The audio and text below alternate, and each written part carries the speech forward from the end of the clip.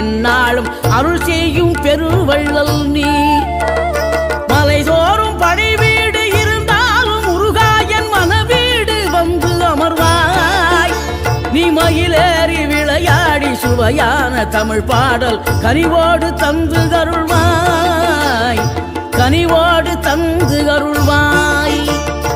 ஆறுபடை வீடும் அருள் வழங்கும் முருகா அருகே அணிவோடோடிவா. மூவிரண்டு முகம் ஜொலிக்க 6 கரங்களுடன்